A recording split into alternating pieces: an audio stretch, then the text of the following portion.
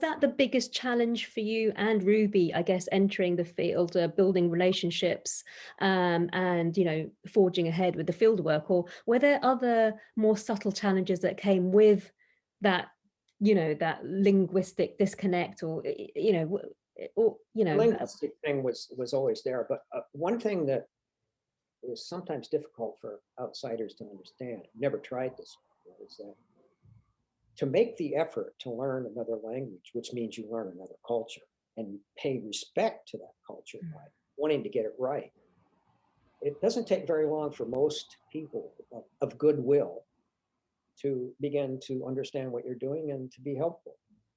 At least a lot of them will. Some never will change. They're always suspicious of the outsider. They may have had personal experiences with so-called guilo, foreign devils, in Cantonese that would explain that. But in general, we have some very close friends who from these villages who are still life friends. I just heard from one of my friends in the village that Ruby studied, and his family for Christmas. We exchanged Christmas greetings, and even though he doesn't understand what this Christmas stuff is, but we do, and keep touch with him and others. And we have lots of friends. So we went back, unlike many anthropologists, we didn't go anywhere else. I mean, I have friends who worked, they're like on a pogo stick, bouncing around the planet, going here, going there. And we just basically, when we had time, we got on a plane and headed back to Hong Kong.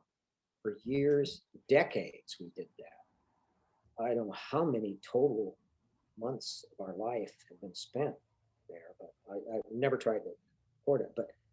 But we did our first two long field trips, both PhD, mine first and then Ruby's. Ruby's at the LSE, mine at Berkeley. And then we kept going back for restudies almost every year for 2 decades or more, until fairly recently. We haven't been back for a while, partly because we're not getting any younger. The trips are harder on us. And we were beginning to have reactions to the flus and various things that we pick up there, because we had been exposed to so many things for so many decades that one of my doctors at Harvard warned me about our immune systems had been in stress city for decades. Wow. For everything we picked up there. So it began to be difficult in health terms. That was the most upsetting part. But then we continue online in various other ways and connect with people. Fortunately, the children of some of our old friends, and now the grandchildren of some of our old friends, of course, are with it in terms of email. And so I can connect them, and they can call up their grandfather and say, well, he's he wants to know this. So I can still do that sort of thing, which is wonderful. That's fantastic.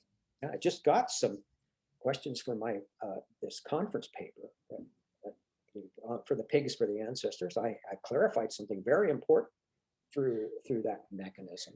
That's brilliant. That I would have gotten wrong in the paper. It's very upsetting. I'm glad I did it. Oh, wow. There you go. IT. That's fantastic.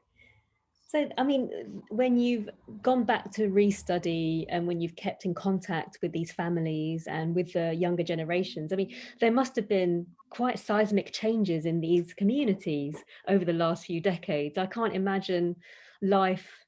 I mean, it must have been a very fast change, I guess, especially around reunification, handover, and before and after. But do you think that people going to Santin and other villages in the new territories, would they encounter some of the same issues you did, or do you think there'll be different issues as a result of new types of affluence or whatever?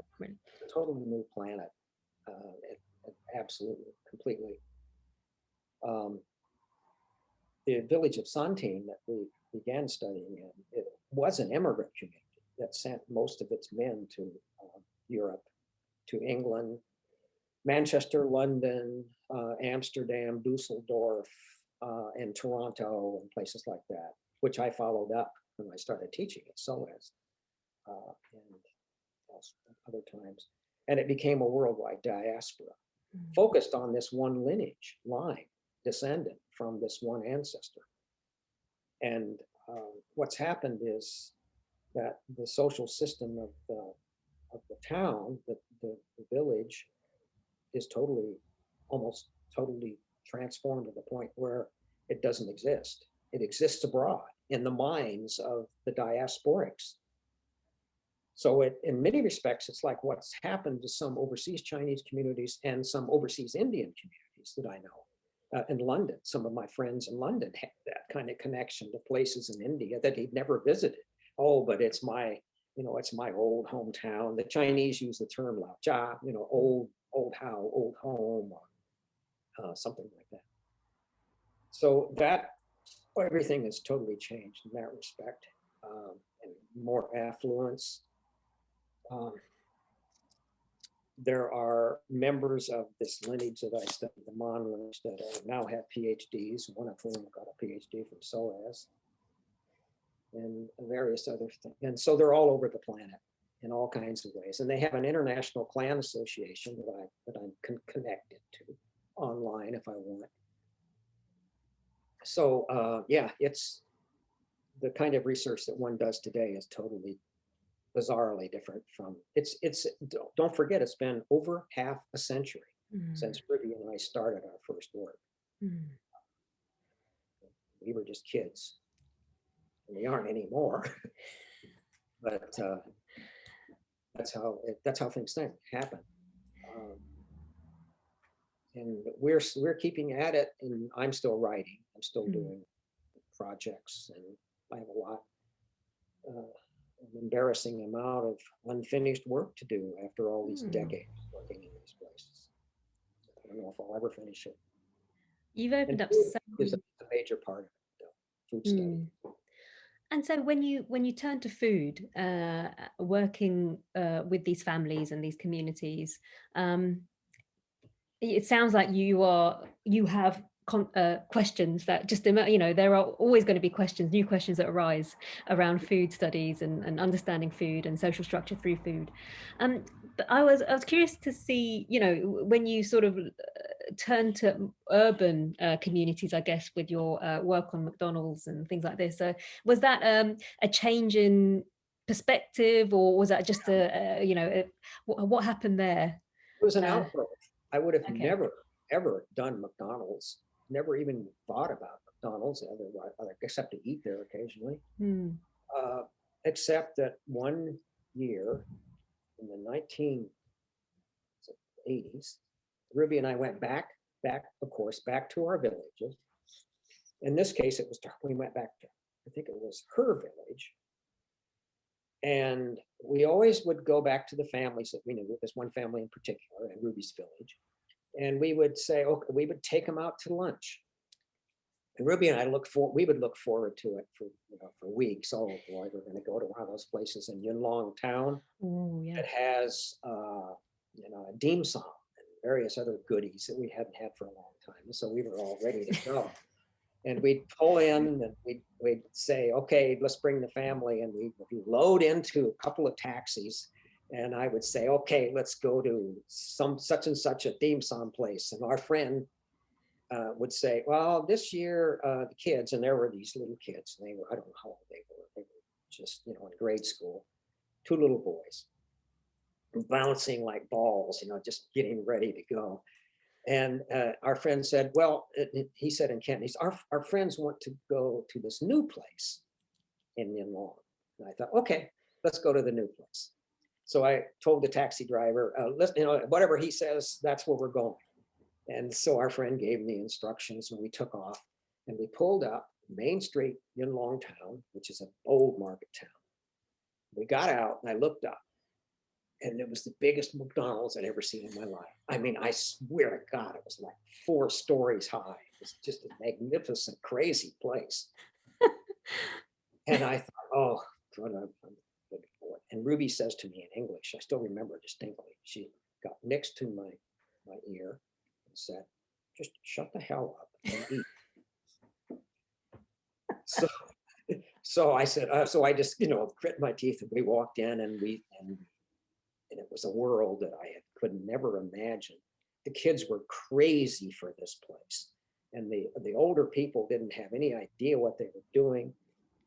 They were taking the Big Macs, and I think I've written about this, and they were disassembling it, taking it apart and looking at it, eating it piece by piece. Didn't know what it was. And the kids were just loving it because they were with it. They were part of the world culture that they'd seen on television and everything. So that's how it happened. I decided I have to study this. I got to do it.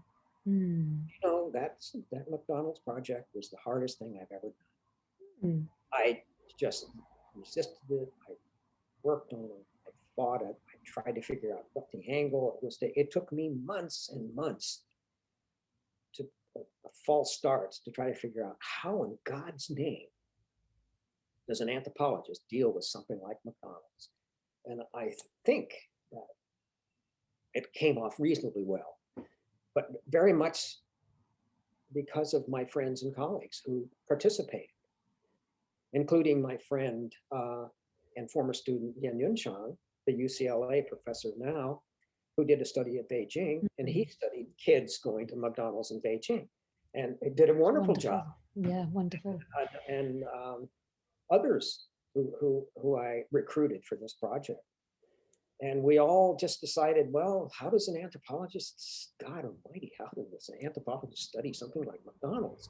And we struggled with it. And my introduction was the hardest thing I've ever written for that book.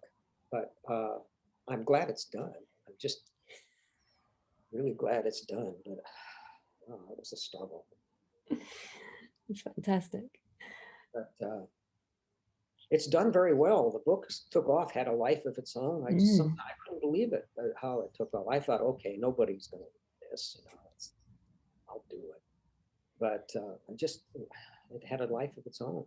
It's a fantastic book. I mean, I think, I want to ask you actually, but I obviously have my own opinions about this, but the place of food then in Chinese studies, the book being one key aspect of how that's opened up food studies in Chinese studies or East Asian studies in total. What do you think of it now compared to earlier? You mentioned, of course, that Pittsburgh, your experience in Pittsburgh, trying to put together a food and anthropology course, met with a lot of confusion. But now, how do you find the reception of food studies within East Asian studies or China? It's a boom field, and I mean, I watched it take off, and I remember almost standing back and thinking, good grief, how could this happen? There are journals, there are conferences every year, there are gangs of people working on all sorts of stuff. I can't keep up with it. I try, but it is really just quite amazing. And I think it has to do with the transformations of world culture and the spreading of culture and the interactions that didn't exist when I started anthropology. It would have been really quite impossible to do a lot of these studies. And now there's a huge audience for it. My friend and your colleague, Jacob, and I have, Jacob Klein, organized a book recently that Jacob took the lead on. And so there's a series of books, collections of essays that we worked on. Melissa Caldwell, a former student at Harvard, and I did also another book. And those two people, Jacob and Melissa, have really become leaders in the field, and they've taken the field in directions that I really couldn't even imagine. I'm so, frankly, I have to admit, it's embarrassing to say, I'm so proud of both of them for doing all that. So the field has become established in its own right. It's not just a subsidiary of the way it was when I started. And almost you had to be very apologetic about doing food because it was considered trite by most anthropologists.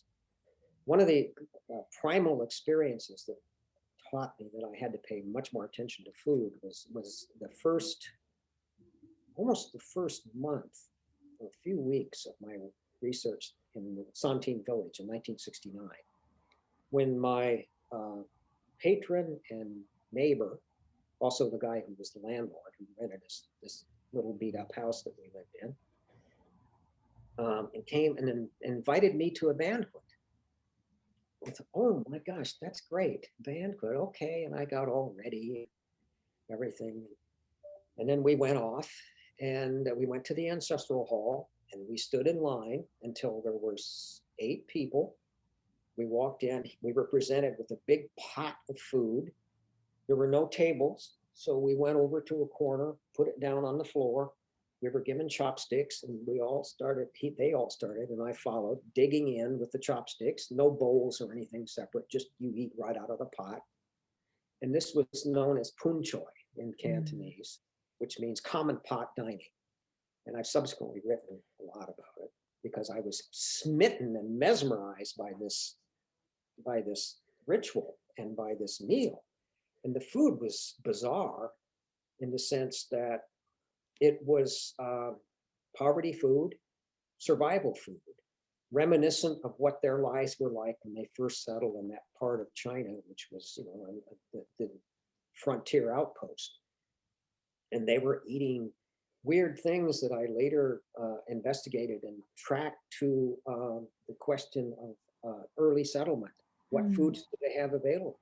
This was not high cuisine. This was purposely designed low cuisine that they maintained, including fatback pork, slabs of fatback. I don't know if you've ever seen pork, the fat, slabs of British, but also of Chinese pork. It's a slab of pork on the top of their backs that's about that thick, and it's pure fat. And that is a delicacy for older people for the obvious reason they don't have any teeth.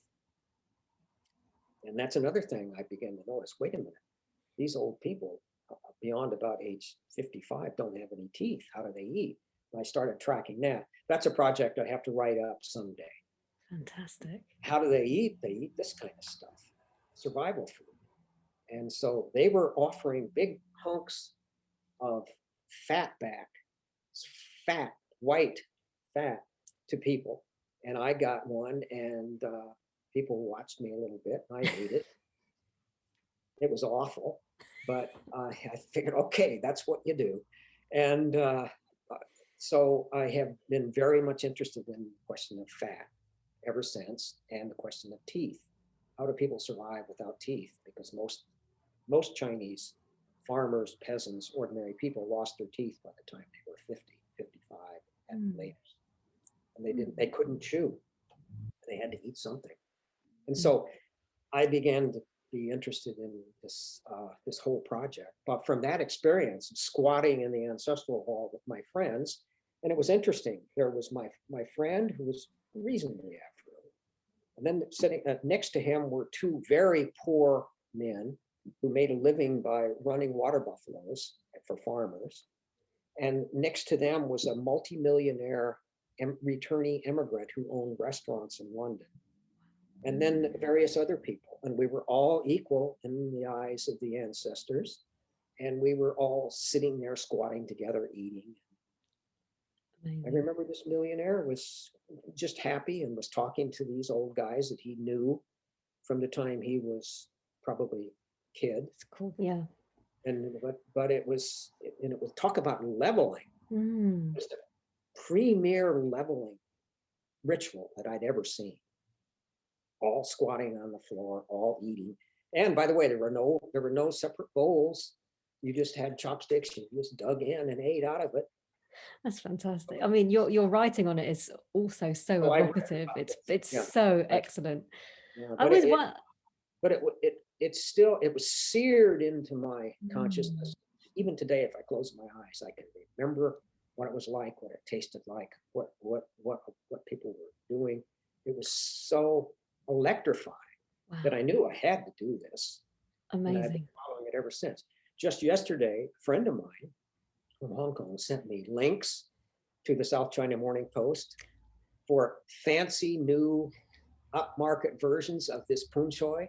And the poon choy has become a symbol of Hong Kongness. In counter-distinction to what's happening in China. It's a kind of sub-rosa resistance form.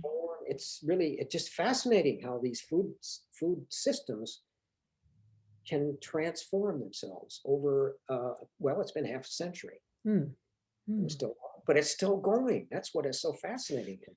Fantastic. I love when you sent me that link. I mean, the pictures were incredible.